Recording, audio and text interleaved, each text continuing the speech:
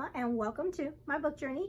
So today I have my October wrap-up books, and I read a ton of books. I think this is one of my biggest book reads for the year. I read so many books, and it was really nice because all these books I really enjoy. I don't think I had any that I totally I hated or anything like that. I had some really good ones. Okay, so I have a list of all the books that I have, but I did want to say that I think this is the first time this year too that I have participated in 2 readathons, and I completed both of them. A lot of times I will try to participate in different readathons during the month, and just maybe get one book here or whatever. But I think this is the first time I've ever did 2 readathons and then completed them. And so I did Paperback and Ponytails, Katie's Journey Through the Bible, and here's my finished books. And so for hers, you just picked a book for each section that she gave you, so it's not like you had to get a whole blackout of all the things. You could do extra if you wanted to, but I just did one book for each prompt that she gave us, and I'll go through those with you. And then the other readathon that I did get a blackout, and that gave me the Hobbit level for Reese's Middle Earth readathon. I had a lot of fun filling that bingo board up. So yeah, that was fun to get a blackout on her bingo board, and so that was fun. So that was really a good month for me to be able to do that. So in total I read, let's see my little note here, in total I read 13 books this month, and that is a lot of help with some audiobooks. And so I started I need to do better at this. So going forward in 2026 in my reading journal, I'm going to start putting down how I read the books. If I read them digitally like an ebook, or if I have a hard copy, or if I listen to them on audio. I haven't really been keeping track of that this year. And so I think the last 3 months I started to, and maybe that's because I started to listen to more books on audio, and that allows my count to go up in the month, because the way I listen to audiobooks during the month is it's when I'm doing work around the house, especially when I'm doing dishes or laundry or folding clothes or any kind of thing where I'm working around the house. I am listening to a book, and so I can listen to a book and do that, and that just allows me to have more books during the month. And some of these audiobooks are really good too, so they're helpful. So, and a lot of times I will do both. I will read them on audio, and then also read, if I happen to have a hard copy, I will sometimes do both, go back and forth between the two. Okay, so that being said, I have peppermint mocha here today. So I know a lot of people, once November hits, they start putting up the Christmas decorations. We don't do that at our house. We are after Thanksgiving we start thinking about Christmas stuff, but I know a lot of people already are doing Christmas trees and decorations and things. So I've got peppermint mocha in here for that. I actually wanted to get another pumpkin, but I didn't get it at the store. Okay.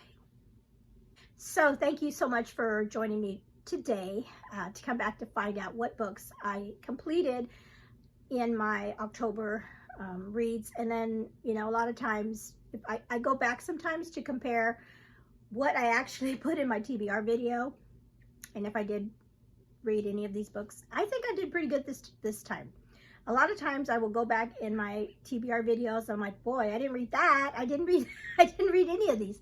But this month I really I didn't read all of them, but I did read quite a bit from my stack, from my TBR video.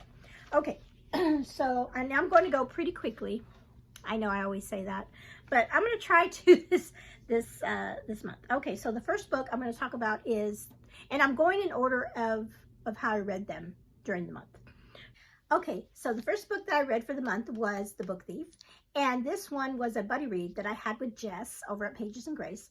And we both really enjoyed this book. And it was so good. It was so good. So it took me a while to get the hang of the way it was written. So this book is about a young girl. Her name is Liesel. I love that name, Liesel. And she is a German girl. And she is being kind of like adopted to another German family at the beginning of the book. And what's interesting about this book, it's also set during right at the beginning of World War II. Excuse me, right at the beginning of World War II. And so she is coming and beginning to live with this new family that's going to take care of her. So the way the book is written, it is narrated by Death. And I thought that was going to bother me. I was like, this is kind of weird that it's Death is the one that's narrating this book. But as I started, as the book kept going, I really liked that. It was part of the book that I really enjoyed. You know, the character of Death, telling the story of Liesel. And the reason he really like focused on her was that whatever it was about her captivated him and her life and everything.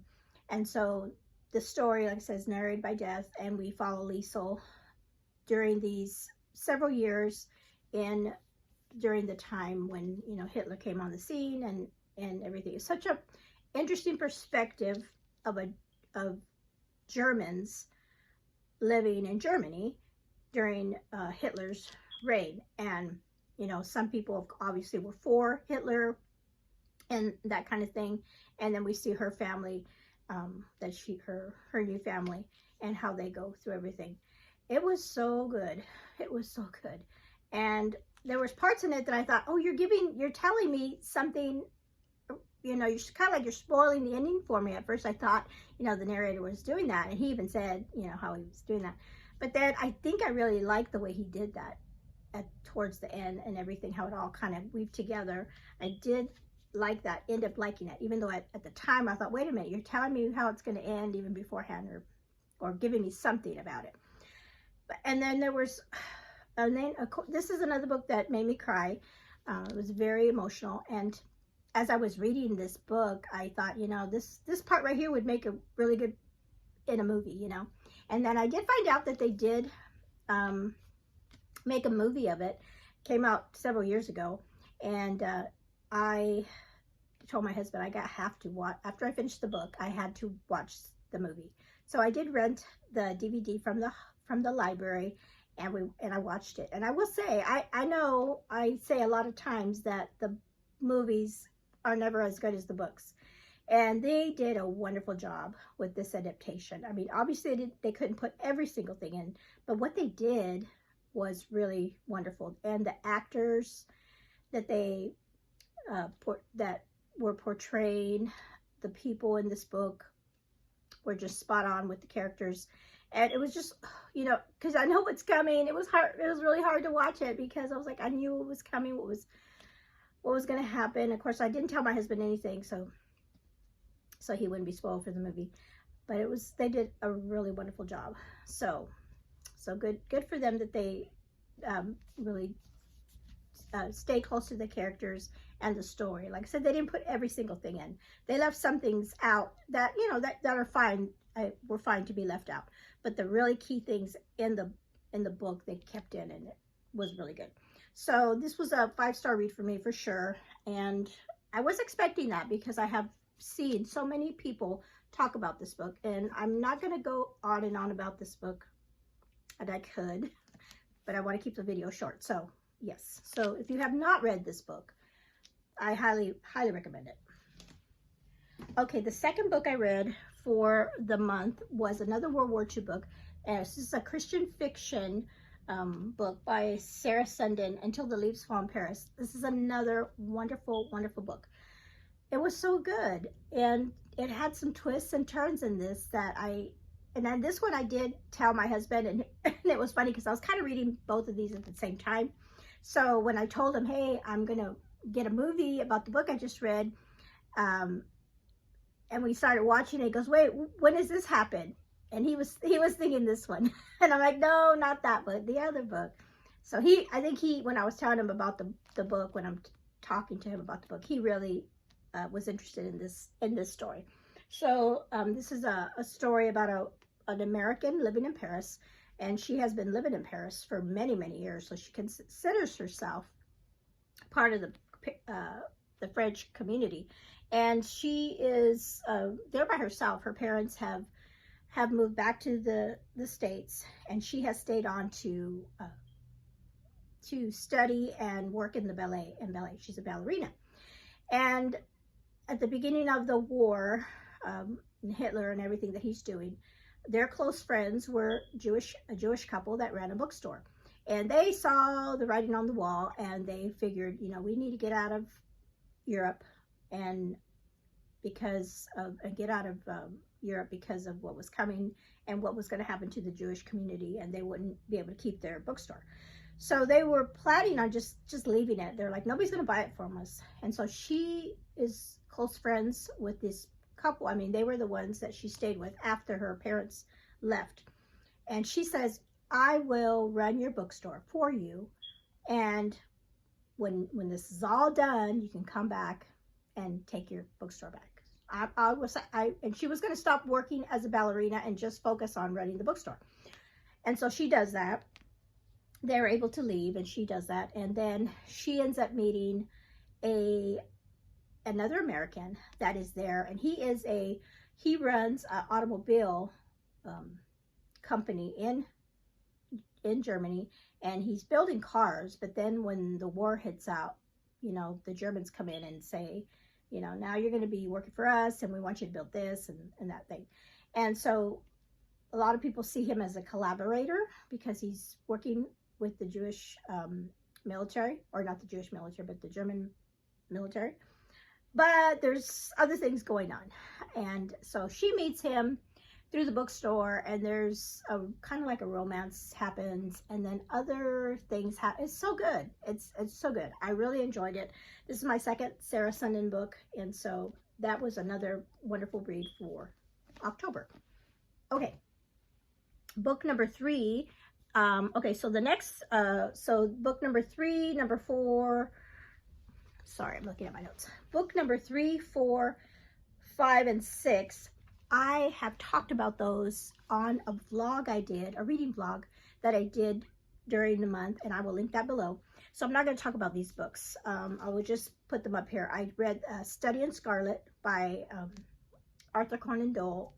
This is the first book of Sherlock Holmes series, in the Sherlock Holmes series. Loved it. I read The Green Dwarf by Charlotte Bronte, and this one was kind of interesting. It was a short read, but it was good. So I read that one. And then this one, I talked about this one a lot in my vlog, how much I really enjoyed it. This is Anthem by Anne Rad. And then the last book in that vlog was the book Ivanhoe by Walter Scott, and that one was really good too. It was a chunker, but I got through it. Okay, so moving right along. So book number 7. Oh, book number 7. I'm sorry, that one was also in the vlog. This one was my second Jamie Jo Wright book, Premonition at Wither's Farm. This one was so good. It was creepy, but it was really good. Okay, so I'll move those over here. Hopefully they don't fall. All right, so book number 8 was, I listened to an audio. And this one was my jar pick for the month, Colleen Coble, The Inn at Ocean's Edge. This one was so fun. This was a fun one. It was crazy. And I was telling my husband about it. He's like, what is going on with this book? So this is a story of a woman who is, I think she's in her 20s. And she and her family go back to this community. Where are they at? An island or something? An island. And they've been there before. And this happens to be the island. When she was 4 years old, she was taken. She was kidnapped, I guess, and she was missing. And they never found her. And then a year later, she turns up, and the family, of course, takes her back in. So she has this missing year of her life that she doesn't know. They never found out what happened to her. Like, where were you? Where was she at? Who had her for that year? So that has always bothered her. So she comes back to this same community and she starts asking questions and things. But then there's other stuff. There's a murder that happens that she actually witnesses, and then other things happen in this community. It is so crazy. The story is so crazy. And what happens, I can't even say because I don't want to spoil anything, because it was really good. So it was a good kind of like a mystery to solve, you know, what happened to her and who was involved, and it was really good. So this is part of a series, and I meant to get the other book out because it's 3 books that I think they're all just in this community, and I meant to see what the next book was about, and I forgot to check that. But I really enjoyed it. I really, you know, it was like the end, it was kind of like, oh, you know, I wasn't expecting some things to happen, but it was really good. So really enjoyed that one. Okay, let's put these over here. Okay, book number 9 was my book, another suspense book, Never Miss. And this one was so good too. This one was so interesting because it was about it's about 2 people that kind of come together in a crazy way. So this young girl here, she is not a sharpshooter, what are they called? A sniper. And she was in the military and also in the CIA, I think, and she was a really good sniper. She had a lot of kills on her resume, but now she's not in the military anymore or in the CIA. She is out, just living on her own and kind of like in hiding. And she runs across, and you can't see, but he's this gentleman here. She comes upon him, and she sees that he's being targeted by another sniper, and she saves his life. And then they start this crazy, what do you call that? Oh, they start. At first she wants to just get rid of him. She saved him, and, you know, bye. But she ends up helping him with something that he's dealing with, in which, like, who's trying to kill him, and why are they trying to kill him? And because he is a very, very intelligent person, I'll tell you a little bit about him, scientist, and they figure out that has to do something with with an Ebola, like a terrorist Ebola strike. So they're all, not only are they on the run, but they're also trying to stop this from happening. So the interesting thing about this is what I loved about all that Ebola stuff, and that was fine, everything, but what I really liked about the book were the 2 characters and how they got to know each other and their backgrounds. Her background with her family was, as it kept going, because she didn't say a lot, but as she kept opening up to him and telling her story, that was pretty crazy. But his was interesting because he was very, very smart. and what he did, that was the one part I told my husband, I go, oh my goodness, this is crazy. So at one point when they're on the run and they need to find information, but without getting seen by cameras or whatever, one of the things they did was they went to just like a public library so that he could look up something on the computer at the library, and he was going to actually, because he could hack into stuff. So he went in there, and she went to get a book because she figured, just, you know, this is going to take a while. And I even thought, well, maybe he'll print stuff out or whatever. So he was looking on the computer, and she's like, you know, how long is it going to take? He goes, oh, I'm already in. You know, he packed in super fast. And then he was like just looking at everything, and like the pages are going up, and she's like, and she goes, oh, you're reading it all? And he goes, no, because I'm not reading it. I'm memorizing it. I'll read it later. I'm like, what? And she's like, well, what do you mean? He goes, yeah, I'm memorizing everything, and then later on I'll read it. So she thought that was kind of odd.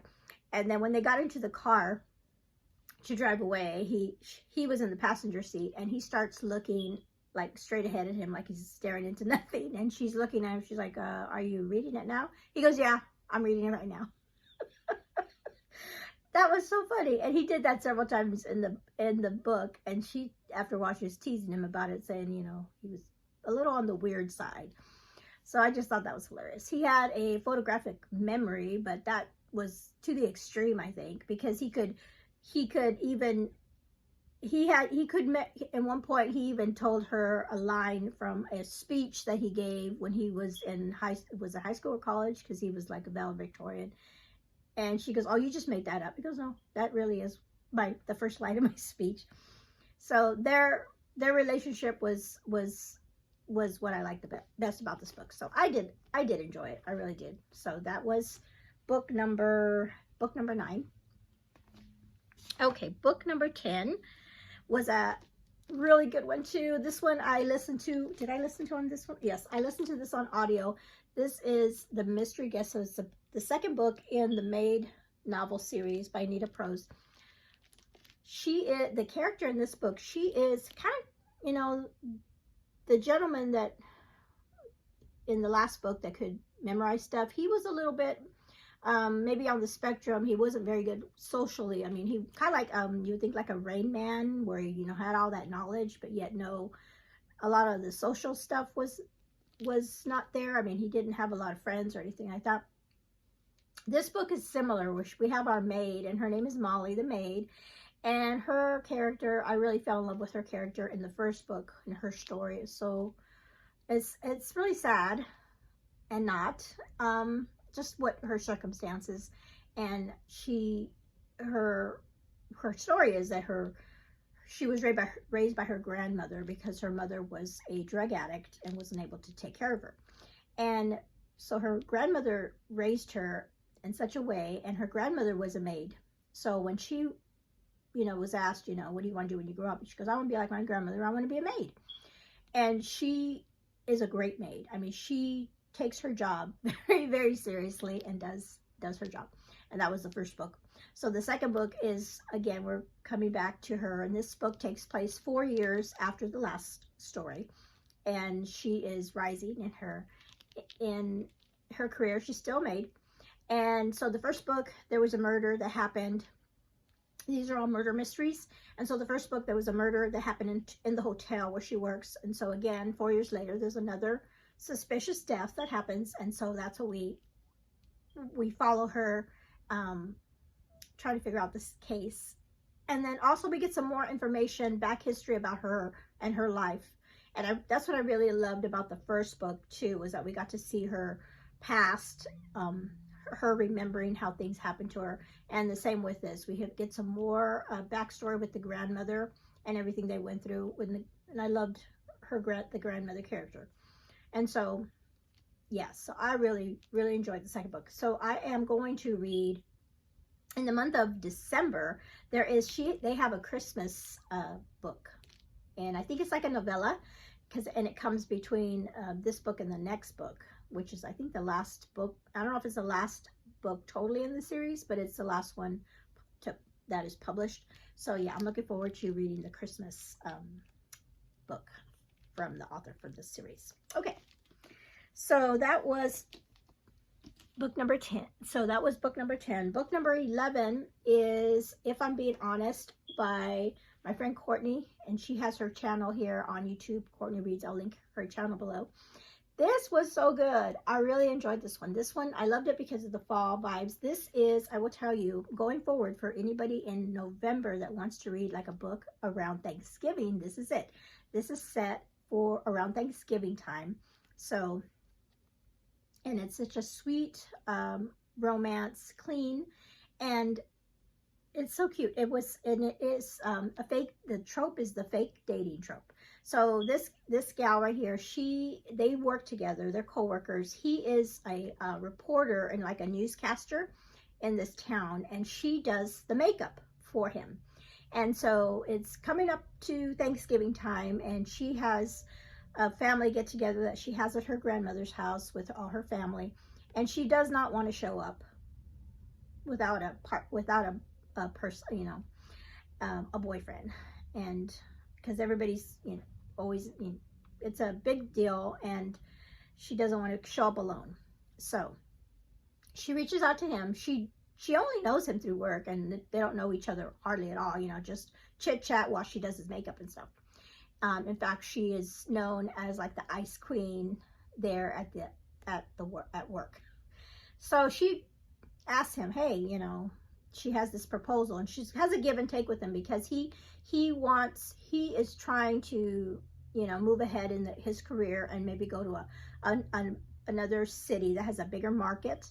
And so she says, hey, if I give you tips and things about how you can improve your newscasting, you know, when you're on camera, if I help you with this, would you be willing to pretend to be my boyfriend for the holidays and come with me to my grandmother's for Thanksgiving? And he's like, at first he's like, but then he figured, you know, he actually, I think he always liked her in a way. So he's like, sure, I'll do this with you. And so begins our story. And of course, they're going to get to know each other as they're fake dating. And you find out about her past and what she's been through. And not only the things that have been done to her, but she's also said things and done things to hurt her own cousins and things. And so, yeah, so it's a really good story. And I loved, like I said, I loved her relationship with her grandmother in the family. Her mother is I don't really like her. I didn't like her parents at all, but her grandmother and her cousins, I like them. But like I said, if you want to read a book in November that it has to deal with Thanksgiving, I recommend this book. So I really did love this one. Okay, and then book number 11 or 12 was this one. I read this in 2 days. This one was a page turner. This was The Last Flight by Julie Clark, and this is this book. So we're following Claire, who is in a abusive relationship. Her husband is abusing her, and she's been married to him for a long time. And she has tried to leave him before, but was unsuccessful. And the reason is he is from a political family. His mother was a very famous senator, I believe, that had, she's no longer living. She died of cancer. But he's expected to, you know, also be a he's also a politician running, like, to follow in his mother's footsteps. And so he's very high profile celebrity in that way. And so she, you know, doesn't want to come out and say what he's doing to her because of that. But she's coming to a point where she can't take it anymore. It's getting, you know, it's too much. She needs to escape. And so, you know, he has kept her away from all friends and family and stuff, so she's really secluded. So she devises an idea of, you know, just escaping, like taking off, leaving. And what she's going to do is she works for his business, and she does talks and things like that. And so she has a work thing that she's going to Detroit. She's in New York, and she's going to fly to Detroit for this function that she's going to do. And then then in her mind, she's like, once I get to Detroit, I'm going to take off and maybe go to Canada or whatever. And she had a friend of hers make her some fake IDs and passports, and then she has through the years she has saved up money to take with her when she leaves. So she has a plan. She has a plan, and so the book starts with her on that day having that plan to do. Just, you know, she's going to leave and never come back. But of course we have a twist. The husband changes her plans. The day that she's supposed to leave and get on the plane, they tell her, okay, something came up and your husband's going to go to Detroit. We're going to put you on a plane to Puerto Rico to do something else. And she has no time to change anything. And so she gets to the airport, and she doesn't know what to do. She's like, I guess I'm just going to have to go to Puerto Rico to get on this plane. But her husband is going to Detroit, and he's going to stay in the hotel that she was going to stay in, and she has mailed a package there that she was planning on picking up that had all those IDs and fake passports and everything. So she knows her husband's going to find out that she was going to try to leave. So she's freaking out. Well, she ends up coming across a woman by the name of Eva, and they end up switching tickets. And so they each get on each other's plane, and then I won't say anything else, and that's where the story starts. It was so, like I said, I read it in 2 days because I was like, I need to know what happens. So this is a secular thriller. So there's no content as far as, even with the abuse, it's not described or anything, as she just tells you that she's been abused. So there's no content of that nature. There is some language, but it's not a lot, but it is in there. But the book is so good with, as far as you don't know what's going to happen, how's she going to get away, is she going to get found out, and then yeah, it's really good. I really enjoyed it, and I just love this cover, So yeah, this was a great thriller for the fall. Okay, the last book I read, book number 13, was an ebook that I read. It's the Wormwood Abbey, and this one was so good. It was really good. I didn't know if I was going to like it. I know this is a series, so I want to try to keep going. And I don't have it here. I should have wrote the name down. I'm trying to think, what was her name? I can't remember her name. What was her name? Maybe it'll come to me as I'm talking. So this is a story about a young woman and her family. They live in the city. Her father is a pastor. I can't remember if he's called a pastor or a rector or a minister. He's a clergyman. And so it's the father, the mom, and then the oldest sister, wish I could remember her name, and then she has a younger brother. Is it just the brother? I know the brother's name's George. So they get word that the father's family, I think it's his brother or his uncle, his family, they had a death in the family. I think it was the brother, and it was the father and the son they had passed away. And so because of the way things work there, and I think it's in England. Anyway, so everything goes back. Nothing passes to a female, only to males, or the intel is that way.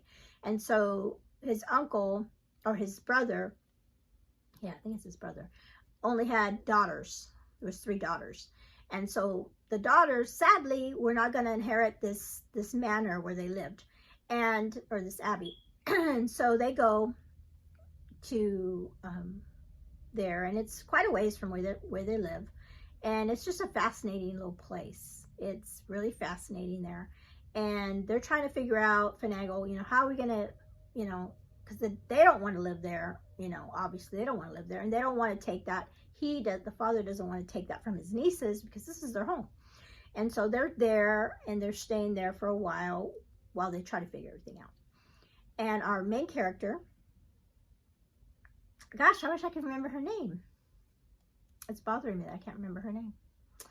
So our main character she is a really interesting character, because she's, like I said, she's the oldest daughter, and she writes mystery novels under a pen name, and that's what she does. It's so funny. She writes these mystery novels, and so she's looking around this place, and the oldest niece, or her cousin, at first doesn't really want to have anything to do with her, but and there's a reason behind that. And then on the cover you can see there's like a little dragon. We do have dragons in this book. That was one of the reasons I wanted to read it, and that's a big part of the story. And then, like I said, this is part of a series, so I'm interested to find out what happens going forward after learning about her and everything that happens in the place. Okay, so that's all I can say about that one. I just think it was a really sweet story. It's different, very different. It kind of reminded me of a little bit of the book that I read a couple months ago about the nature of dragons. It's kind of similar, maybe a little bit. Okay, so let me make sure I did all of these. Yes. Okay, so as I am editing my video, I totally forgot to tell you about the very last book I read this month, and it was because it wasn't on my, I had forgotten to put it on my list because I had just finished it, and I didn't have it in my stack. But I definitely wanted to talk about this book. So this is a memoir. It is written by Rebecca Quinn, and the book is Becky Lynch, The Man. And so this is a book that my son said, hey, you should read this. And so we checked it out at the library, and he read it as well. He read it really fast before I did. So what is this book about? So she is a professional WWE wrestler. Okay, so why am I reading a book about a wrestler? So this past year, I think, maybe the beginning of the year, my son watched a documentary about the WWE, and he thought it was really fascinating. So he said, hey, you should watch this documentary with me. And so I watched it, and I was like, I could not believe the stuff that they do in this wrestling, with the wrestling. So I have always known about the wrestling growing up. I don't think I ever really watched it, as a young person, but I knew, the people like Hulk Hogan and The Rock and all the, the real famous ones. I knew who they were, but growing up, that really wasn't for me. I never watched that, but I did know that a lot of people loved it. And so this documentary talked about how it all started and what goes on and everything. And it was so interesting. So we started watching it. So we've been watching it. I know it's crazy. I'm watching wrestling. But the reason and my husband's like, why are you watching this? I think it's funny. I think it's fun and interesting because it's like, to me, it's like two things in one. You have the sports element of it, and I know that it's all pretend. I mean, I've always known that. That's the thing, that it's all pretend and it's not real. But they really do some amazing things when they have these matches. It's just fun to watch everything that they do. But what I like the most is the stories behind it, and all these different, like the bad guys, and what they call them, the heels, and then the baby face is the good guys. And they have all these different stories and personalities, and they're just so different. And it's like watching like a play being put on, and you know that the fighting is not real, although they do get hurt and they do get injured, and they do, because even though they're not technically trying to hurt each other, the things that they do are pretty, the jumps and the everything. It's just, if you've ever watched it, you know what I'm talking about. Anyway, so Becky Lynch, and they all have their name, their names, and her name she goes by The Man. And as you read her memoir, that's the one thing I was like, I want to read the memoir too, because I want to know why she calls herself that. That's her title.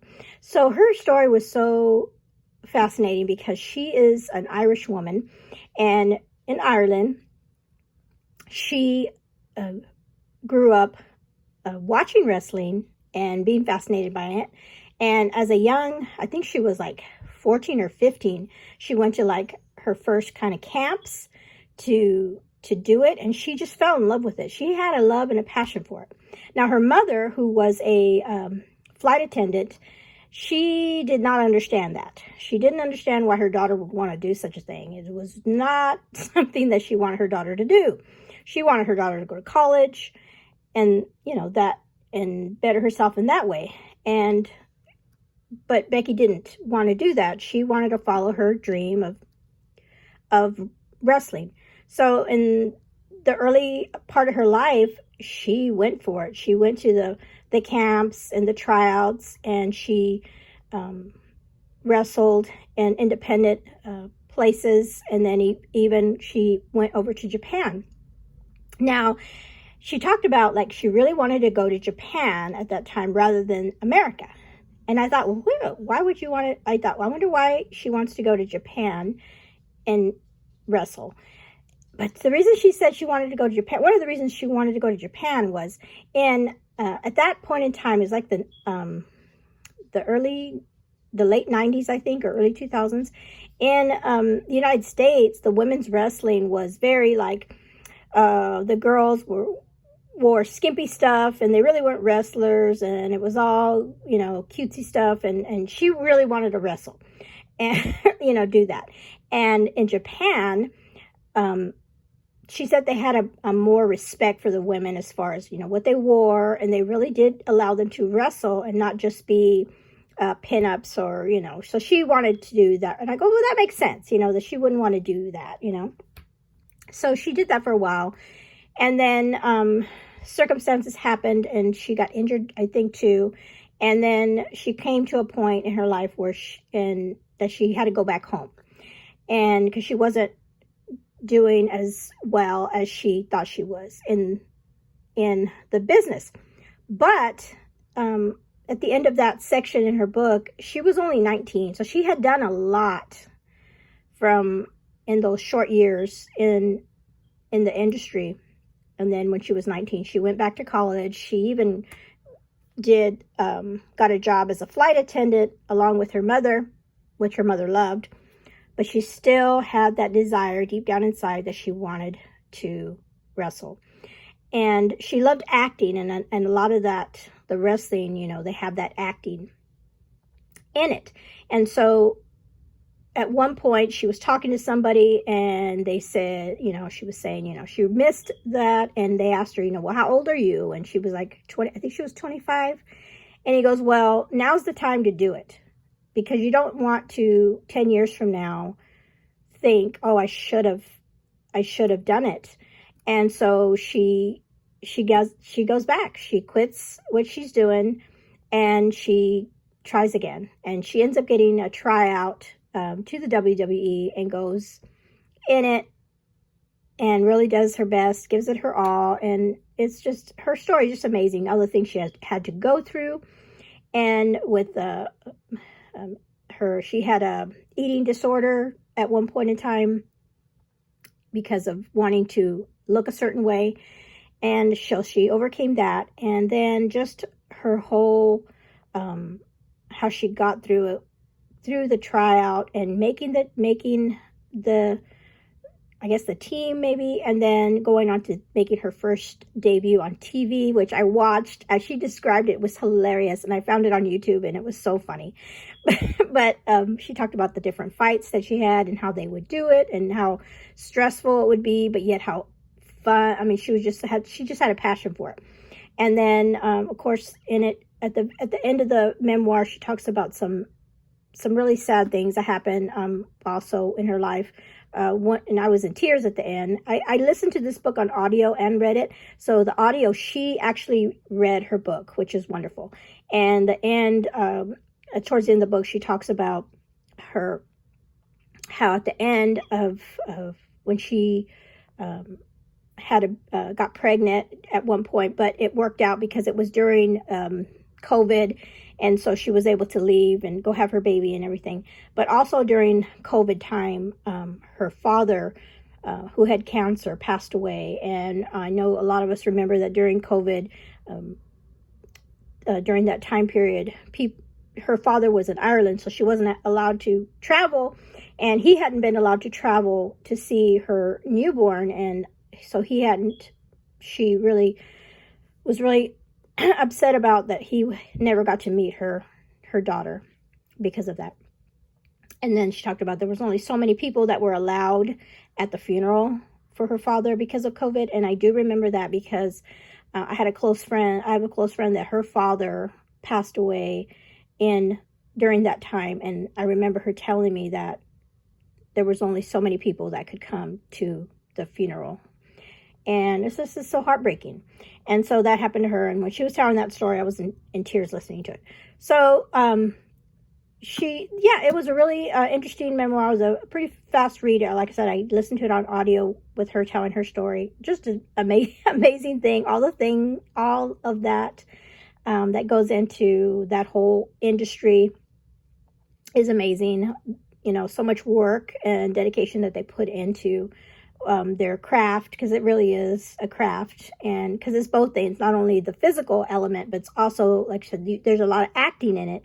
And she has actually gone on to act in movies because she's really good at it. I will say she is really good at that part of it as well.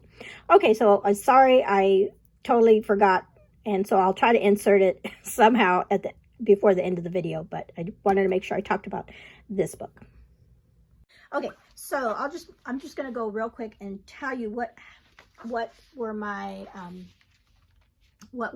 prompts and how I completed the readathons.